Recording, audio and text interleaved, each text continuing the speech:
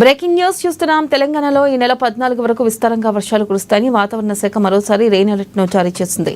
రాష్ట్రంలో నేడు కూడా భారీ వర్షాలు కురుస్తాయని పేర్కొంది.